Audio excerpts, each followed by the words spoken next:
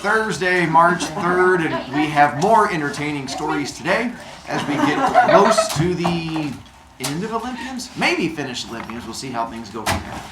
Let's see. From their 9-week assessment coming up on Monday, I'm going to show you where to find the articles to read.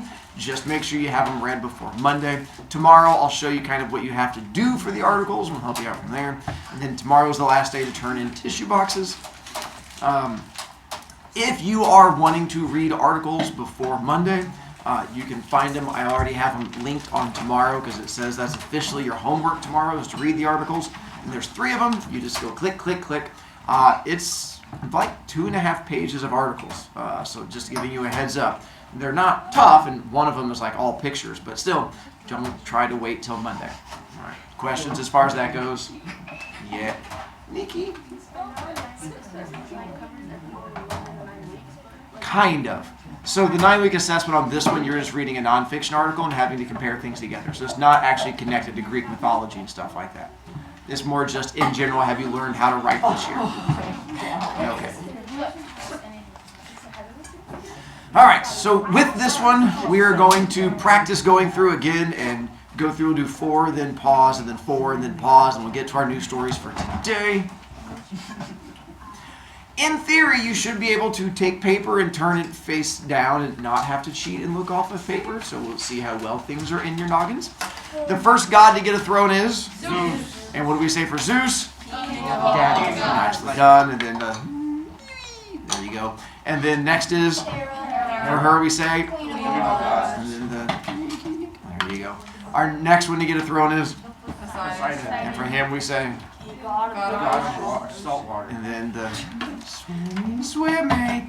The next one to get a throne is? Hades. Why is he not listed?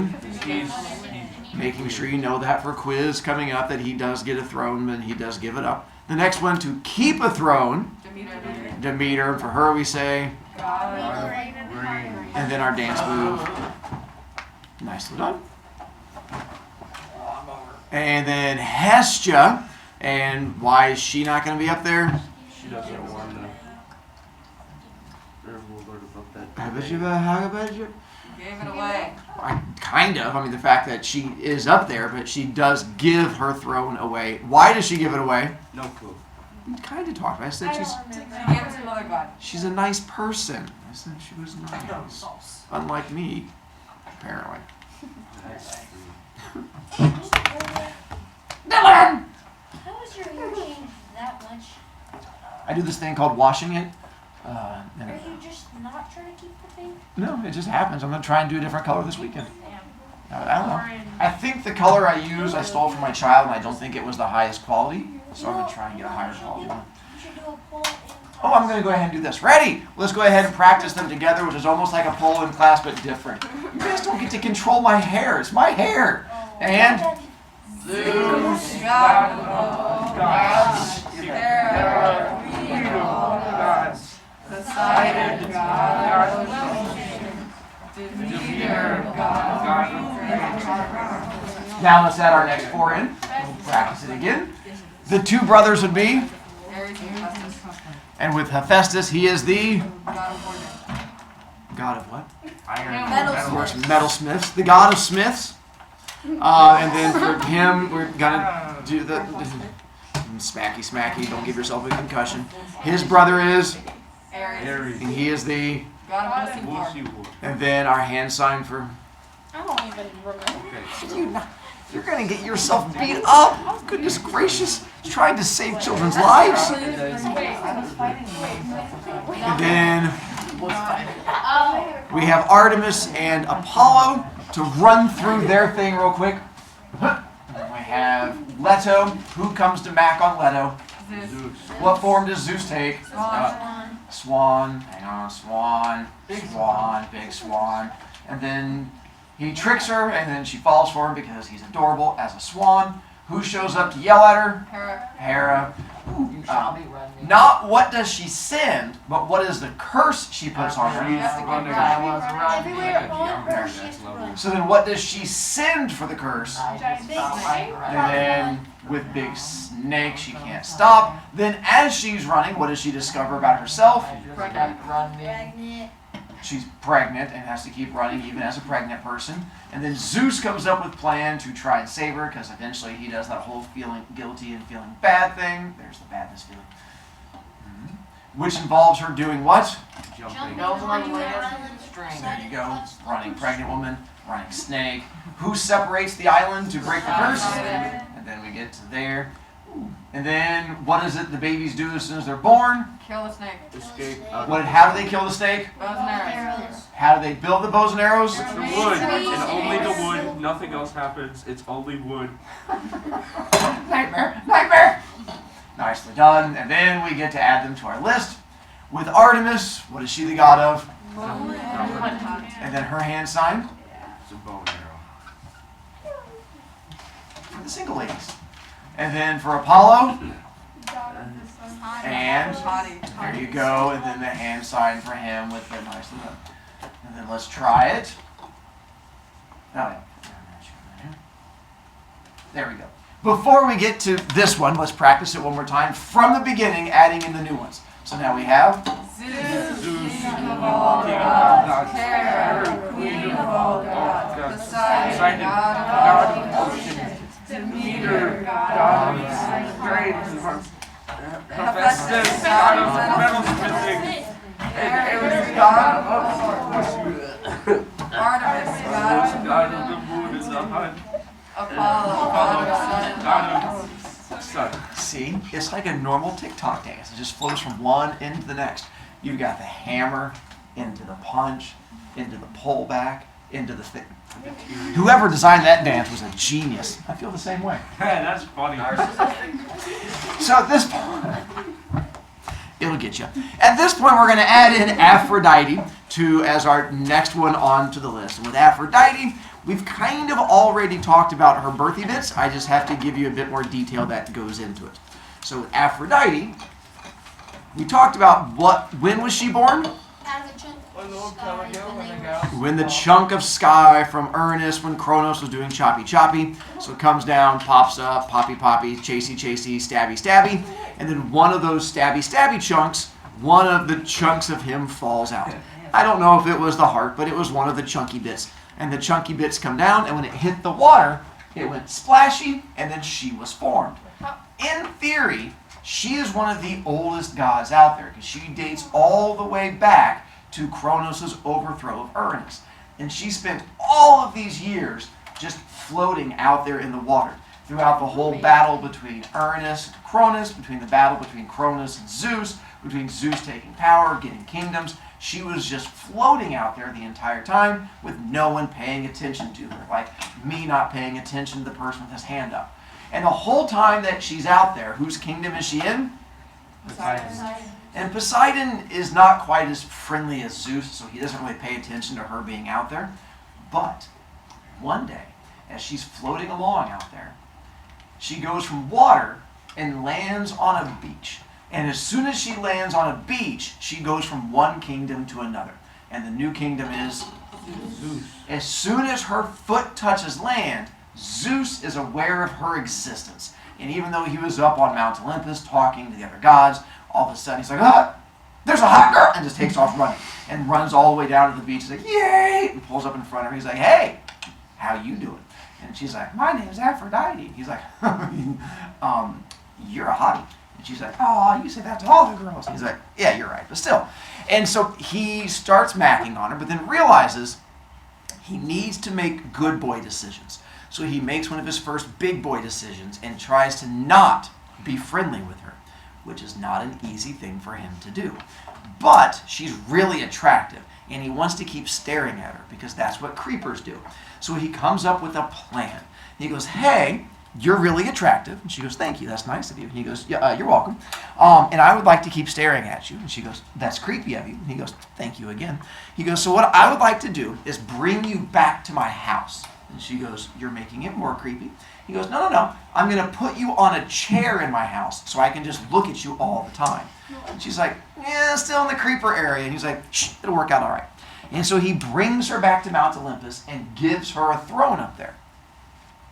Problem is, as an Olympian on Mount Olympus, and her being as attractive as she is, all the male gods spend all of their time staring at her and just doing like a weird, creepy, drooly thing. Every time they would stare at her, and she's like, oh, these guys are kind of weird. And then the girls would stare at her, but not in the same way. They would do the I'm going to stab you in the back when you're not looking kind of thing because all the boys want to date you and I just want you to die. And Zeus realized nothing was getting done on Mount Olympus because of her existence. All the boys wanted to date her, all the girls wanted to kill her. So he comes up with a plan. Because what we're going to need to do is get Aphrodite married. If she's married, then the boys aren't going to try and go out with her, and then the girls aren't going to try and kill her. So he talks to Aphrodite and he goes, hey, guess what? You are going to get married. And she's like, yay, I can't wait to choose my husband. He's like, I've already chosen. He's like, oh, okay. She's like, am I marrying you? And he's like, what? No, that'd be wrong. Talk to me later. And she's like, oh. He's like, oh, do I get to marry this squishy guy over there juggling fish? And he's like, no, he had his chance. She goes, oh, ooh, the dark guy wearing the black clothing with the thing? Nope, not him. He doesn't like people. She's like, oh. Ooh, do I get to marry that really hot guy who just stubbed his toe and started crying? She's like, nope, not that guy either. She's like, oh, the really bright and sunny guy. Nope, you're not marrying him. She's like, well, I'm kind of running out of choices up here to marry. The only thing left is that weird troll that keeps limping around in circles. And there's no way you're going to make me marry that weird troll because look at this.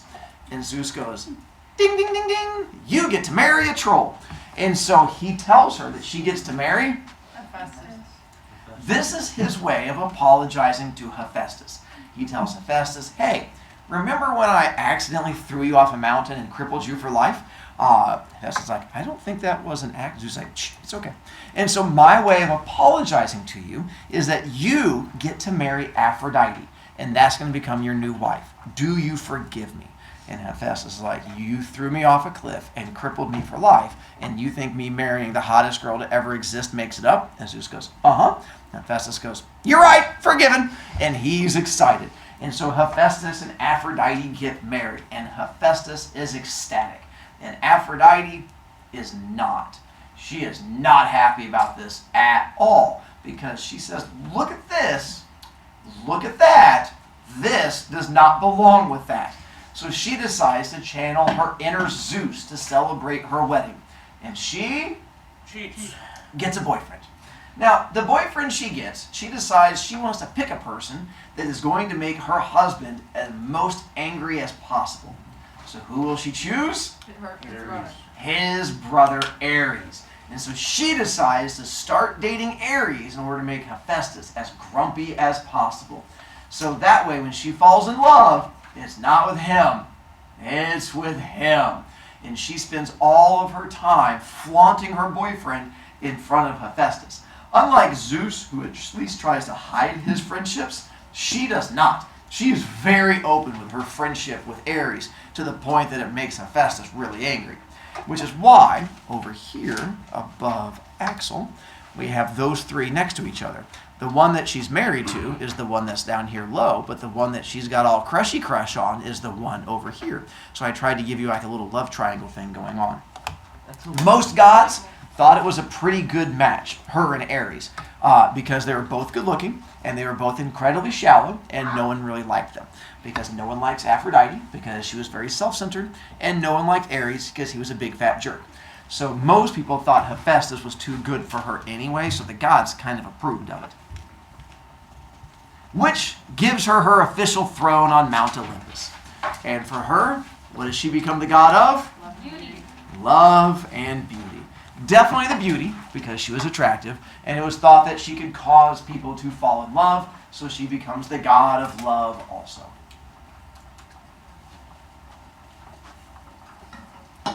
Even though she technically herself never really fell in love, because she was not a very deep person, but that's all right. For this one, much like we did with Hera, you're going to make your circle thing here in the middle, but instead of turning it into a crown, we're going to bend it. Bendy, bendy. And then it makes a little heart thing, and that becomes our symbol for love. Although I have seen kids who can do other love gang signs. I've seen like this kind of like a love gang sign. I've seen this kind of love gang sign. I even had one kid who just took his two hands and put them together and was like, it's the size of a heart. And I was like, okay, special one. And so whatever you want to come up with your special gang sign. Bro. Carter. Stop talking. Throwing your love gang signs. Only a slight? Because like Aesop, love is not real? I'm with you. No, that's not the one. Oh, what's up, Carter? The heart is not the size of both of your fists together. It's slightly larger than one. No, that's you because you're a Grinch. Other people have bigger hearts. My heart is like this. It's like this giant thing. So He said his heart was big. I'd cry if I had emotions. So at this point, we now have Aphrodite up there on the throne, and we're going to add in another one who appears at this time, even though technically she was created a long time ago. And that's where Athena comes in. And I've already given you Athena's story, because where was Athena born from? There you go.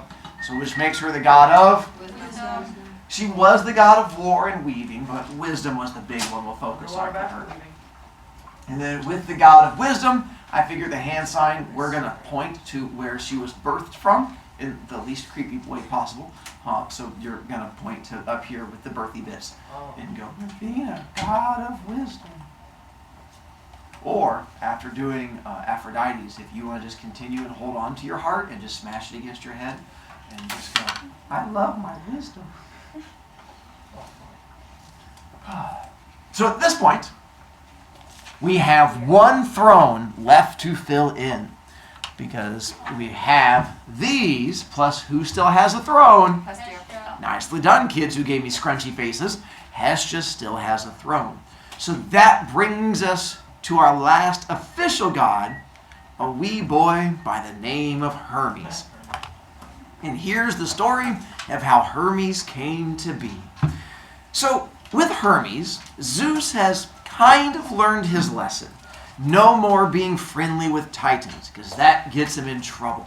So he's decided to stop being friendly with Titans for a while.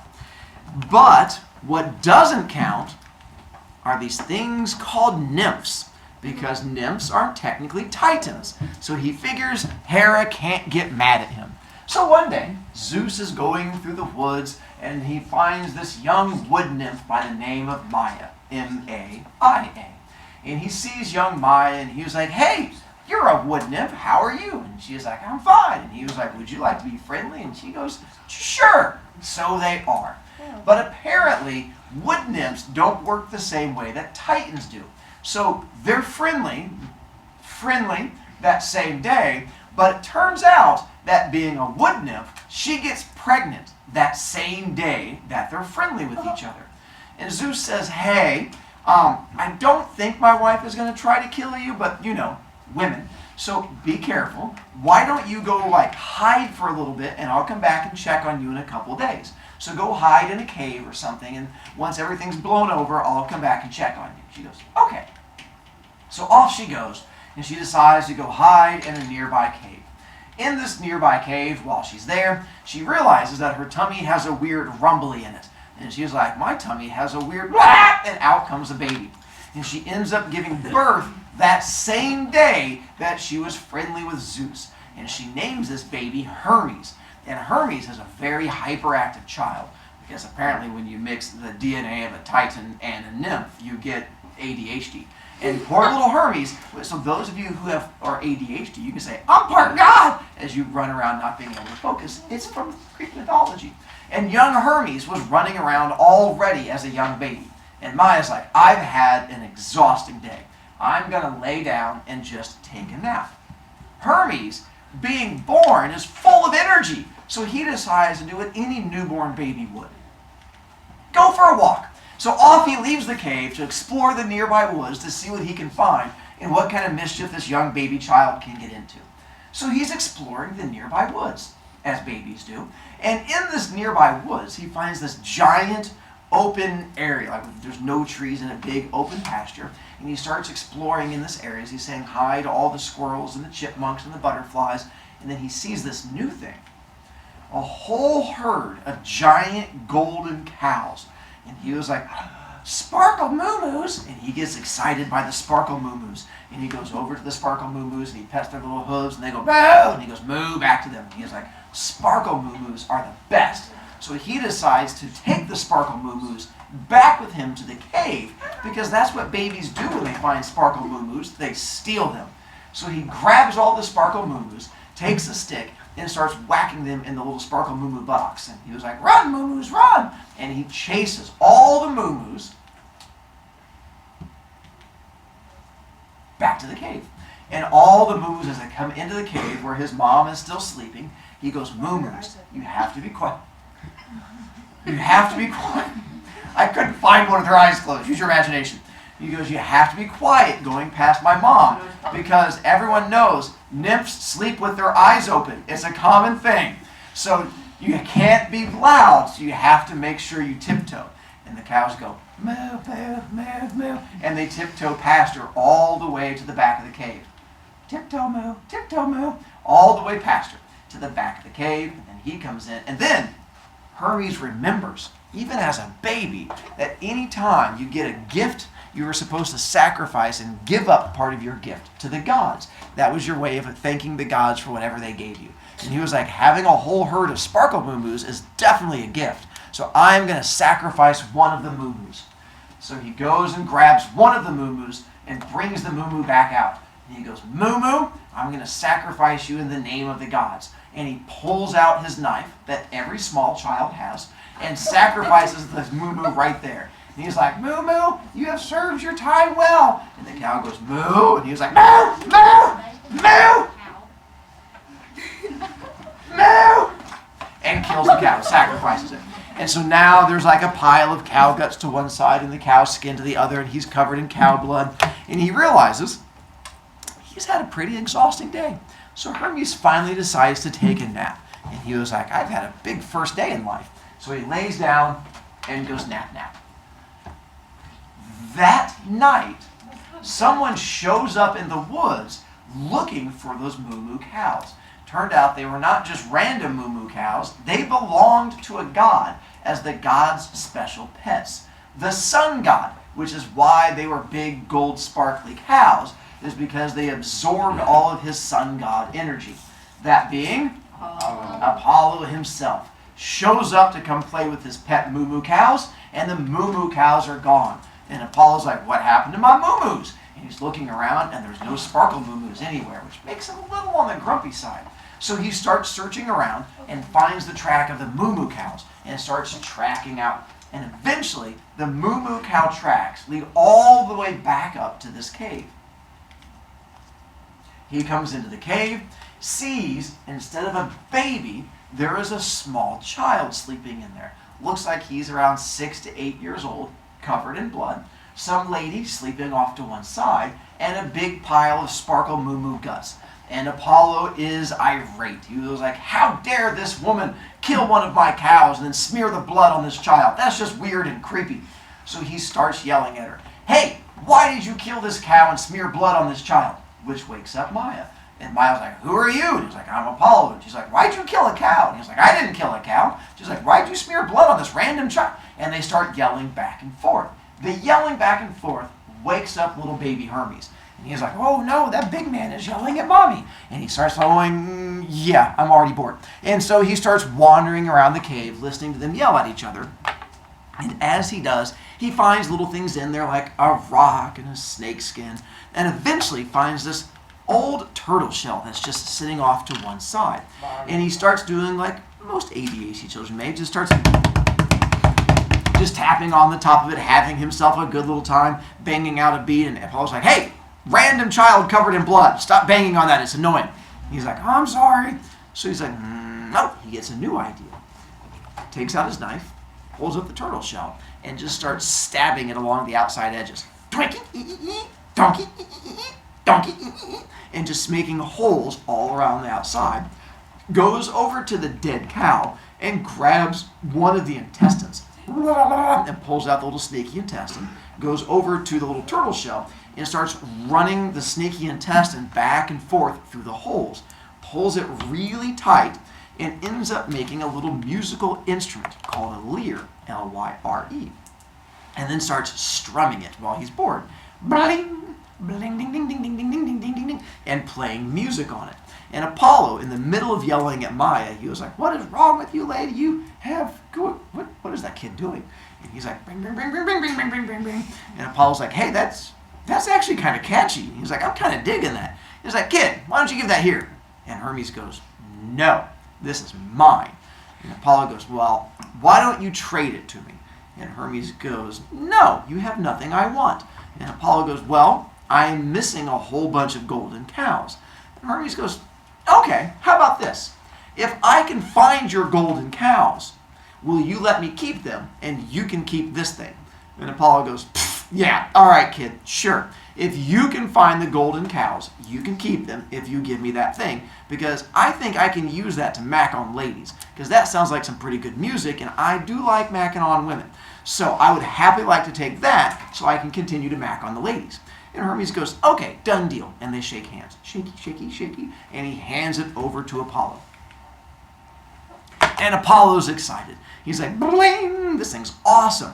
And as you look, almost anytime you see him, he's got it here in his little thing there. There's the lyre on that one. Over here, he's got another lyre, so it's hard to see, but he's strumming it. And the same thing over here, he's strumming the lyre. So almost every picture we see of him, he has this musical instrument.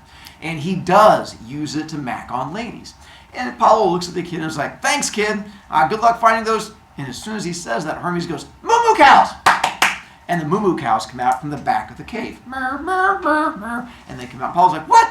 Did you stole my cows?" And he was like, "I didn't steal them. I found them, and they just followed me home as I hit them in the butt." And so he ends up keeping all of Apollo's giant sparkle moo-moo cows. But Apollo's okay with it because he has this musical instrument that he can use to flirt. So Apollo leaves them and goes back to Mount Olympus. And on Mount Olympus, he's walking around just strumming it, going bling, bling, ding, ding, ding, ding, ding, ding, ding, ding. And Zeus walks up, hears him playing it. And he's like, "That's pretty cool. Where did you get that from?" And he was like, "Well, I was in a cave and some kid gave it to me." And he was like, "A kid gave that to you? Where'd the kid get it?" And he was like, "The kid made it," or something like that. He's like, "And you got the kid to just give it to you?" He was like, "No, I had to trade in my golden cows." And he's like, "Wait a minute. You gave your prized golden cows to a kid for a turtle shell with some guts on it?" And he was like, No, chicks will dig it." Zeus is like, "I'm pretty impressed on this thing. So where's this kid? Because I want to go meet him." And so he tells him where the cave is. And Zeus is like, "I think I was in that cave yesterday." And he goes down to the cave. And Zeus walks in and sees this almost grown Hermes with this woman and the golden cows. And Zeus is like, "Hey, I recognize you, woman. And who's that guy?" She's like, "That's our son." And he was like, we were just like yesterday." She was like, "Nymphs." And so because of that, he's so impressed by Hermes, he goes, "Boy, you have to come back up to Mount Olympus and get my last throne that I have available." And he gives Hermes the last throne because he's so impressed. But since Hermes can't really sit still and keeps running nonstop, even he wears Zeus down a little bit. So Zeus decides to give him a job to help burn off that energy. That job being, and that's where he gets the job, messenger of the gods, so that he can run around nonstop and burn off all of that great energy. Then our hand sign that's going to connect to him, almost every time you see him, he's doing the same thing, which is burning off all of that extra energy to do the same thing. Hermes, messenger god, as you do your running in place from there. So at this point, all of our thrones are filled in. We have filled in 11 of the 12 you see listed, plus who still has throne? Hestia still has a throne. It is these 11 plus Hestia who become the 12 Olympians for years, and it is just the 12 of them, until humans get created, which will be a story that we're going to get to next week. And then humans step in, and once humans come in, Zeus decides that humans don't count for friendship either, and so he ends up being friendly with a number of humans, But one of them is going to lead us to the story of Dionysus. And with the story of Dionysus, I have enough time to start. You say Dionysus. So Dionysus is the one here that we're going to get into. Do I have Dionysus? Dionysus, which we can go ahead and add on to the list. He is the one you're going to see here, who is the god of grapes and wine and a few other things, who looks a little on the drunky side. He's also the one that's going to be down here in purple, looking a little on the drunky side. And then he's also going to be the one over here, up between those two, who again looks a little on the drunky side. The reason being is that he was usually a little on the drunky side. Our story of Dionysus was going to be a fun one that we'll get into coming up next week, because it's going to be where we get to our lake baby story, and we're going to get to more killing and death, but unfortunately we don't have enough time to get into it today. Dionysus is on the quiz tomorrow, but with him being on the quiz, it should be fairly easy to figure out, because it's going to be the only one that we've not fully talked about. So as long as you can do process of elimination, I have faith in you figuring out Dionysus. Bowen. Can you go back to Apollo before he got the lyre?